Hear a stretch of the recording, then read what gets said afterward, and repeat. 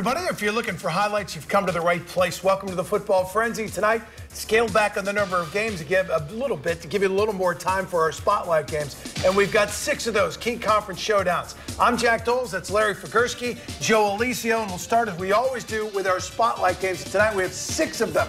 First up, Battle of Unbeatens at Hackley Stadium. Muskegon, number 1 in the state in Division 3. Mona Shores, number 2 in Division 2. And early on, it's the Big Reds. Hiroshia Wilson takes the handoff. He's going to go 70 yards, and it's a 21-7 Muskegon lead. Second quarter, Mona Shores rallies. James Gilbert gets the handoff, pulls up, fires downfield to Andrew Swick. That's a 31-yard touchdown, 28-21 at the half. Muskegon had the lead. Now third quarter, Cameron Martinez, a 35-yard touchdown run, 6 touchdowns on the night, 34-21. And then teams were trading touchdowns back and forth, but Jeremiah Lockhart breaks it. 61-yard touchdown here, and Muskegon moves to 8-0. They win the OK Black 55-35. Spotlight number 2 shining on Grand Rapids tonight. A pair of defending state champions squaring off for sole possession of first place in the OK Blue. The already playoff-bound Cougars of Catholic Central entertaining the 4-3 Falcons of West Catholic, who needed to win out to guarantee their shot at possibly picking up a record 6th consecutive state title. Nice way to honor America on the fly-in tonight at Cougar Stadium out at the Cat. West led this one 7-0 early, and then CC answering. Joe Collins rolls to his right, throws back to his left. Nate Trudeau gets a couple of blocks, goes in 9 yards. Game's tied at 7. Midway in the second, then here they come again. This time Collins hands off to Eric Grabo, finds the hole, powers in from 3 yards out. It was 14-7. West Catholic answering late in the half. Spencer Zobro fakes the inside give, keeps his balance somehow and takes that one in for the score. 23 yards. It's a 14-14 game at the half, but in the third turns out to be the game winner. Collins to Grabo again, who finds the seam and goes in from 4. Luke Passano finished this one off with a pretty interception. Catholic Central knocking off West Catholic 24-14. Our next spotlight game takes us to Zeeland Stadium, another rivalry game that would crown a conference champ, Zeeland West and Zeeland East in the OK Green. It's the bird battle, and it's always a great one, and it did not disappoint tonight. Zeeland West jumping out early, already up 6, and Ducks quarterback Carson Gulker to a wide open Mason Baker. That's Mason Baker, Jack, who backpedals into the end zone, and it's 14-0. Ducks in the first, early second quarter. Gulker going to keep it himself, finds a hole, and he's gone 45 yards. Ducks feeling good, up 20-6, but you cannot rest. And the second half, the Chicks show you why. Coming strong, Gabe Taylor rolls to his left. He finds Tommy Zagunis behind his defender, 52-yard touchdown. It's tied at 28. What a game here. Fourth quarter, Chicks now up 6. It's Taylor again. This time, he takes over, 53-yard touchdown. His second on the ground. He had 3 in the air. Zeeland East a win in this one, 48-34, your final. All right, 2 big games in the OK Red that could set up a big showdown in Week 9. First, it's 4th-ranked East Kentwood. The only team without a conference loss played host to Hudsonville. First quarter, second play from scrimmage. Kyle Dent to Stephon Bracey.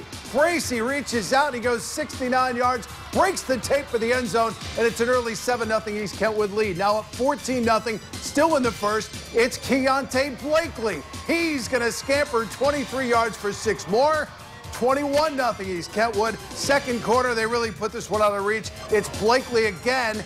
Quick move to the outside, and then he's gone. Can you believe it? We see you, Mr. Blakely. That's a touchdown. East Kentwood 48-3. Falcons win, meaning Rockford had to win tonight to have a shot at time for the OK Red with a win over EK next week. Rams facing a very good yet desperate Granville team tonight. Opening kickoff of the second half with Rockford up 7-4. Josh Fontaine spins but gets stripped by Jacob Willis. And it's the kicker, Tegan Lendering, going to take it down the sidelines and in for 20-yard touchdown. It was 21-7 Rams, and then Jack Richardson up the middle, bouncing off a tackle, taking that one in to up the lead to 21. And then check out this play. Jacob Vega is going to get the rock here. He stopped at about the 8-yard line. Now he's getting some help from his lineman, but look at the push. He's going to go 8 yards in a pile and bang his way into the end zone. Rockford still has a shot at the title. Knock off Granville tonight, 42-21.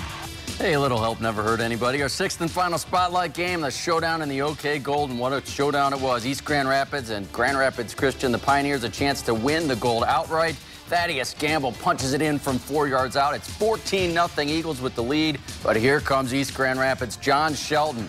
He's going to bounce it to the outside, and just inside that pylon, it's 14-7. Christian still with that advantage, but guess who? His number called again. Shelton following his blocks. Into the end zone he goes, and game tied at 14. Fourth quarter, Eagles up 17-14. Backed up on their own goal line. Just get it out of there, right? Give it to Gamble. Finds a hole, makes a cut, off to the far sideline. There he goes, 99 yards to the house for a touchdown, and Grand Rapids Christian, a huge win. 24-21, your final. That series always has big play after big play. All right, South Christian, Thornapple, Kellogg. South with that big upset of Christian High last week. Trying to pick up win number 6 here. Jordan Stirk, 11-yard touchdown run. It's a 7-0 lead. Trojans, though, come back and tie it up. Cole Scoobridge going to keep it himself, 5-yard run, and we are tied 7-7. Late third quarter. Trailing 13-7. Scoobridge again, this time a 2-yard touchdown run, makes it 14-13. That's your final score. Thornapple Kellogg is headed to the postseason with their 6th win. All right, we're going to take a break. More highlights coming up right after this. Well, welcome back to the Football Frenzy. We'll kick off the second half of the West Michigan Conference after their big come-from-behind win over Oak Ridge last week. Montague Wildcats with a chance to win the title outright with a win over Ravenna. Ravenna down 14-0, made it interesting. That's Gary Johnson jumping over a couple of defenders and in to cut that lead to 14-7. But then Drew Collins to David Rumsey for a 29-yard strike. Montague does indeed get the playoff, but they knock off Ravenna tonight 42-15. We head to the SWAC Valley. 7-0 Kalamazoo United playing host to 6-1 Constantine. United can't afford to look past this game to next week's big showdown against Schoolcraft, but finding themselves down 44-36 at half. Early in the third quarter, Titans tie the game. Eric Wenzel to Andrew Widger, a 5-yard touchdown, and the score knotted at 44. And the Titans get their first lead of the game. Just about 3 minutes later, Wenzel again, this time to Lawrence Pelkey. It's 52-44, and then the defense steps up. Crew Conroy, he steps in front, gets the pick 6, and the Titans go on for the lead, or for the win, I should say, 58-44, your final. Well, another big conference showdown of the Central States activities. Gold Division, Newaygo at Reed City. Now, Newaygo needed a win to pick up a share, and Reed City had no desire to share this conference title. Beautiful pass and catch there. Jackson Price to Brandon Major. 86-yard touchdown. Reed City had a 22-7 lead. Then Price again. This time going to take the handoff. He's going to go 52 yards for the touchdown. Reed City wins it. Final score 50-7. Non-conference game for Kent City, but one that certainly got our attention. Eagles hosting Lake City. Battle of playoff-bound unbeatens. Kent City down 14-0. Here comes Evan Jones.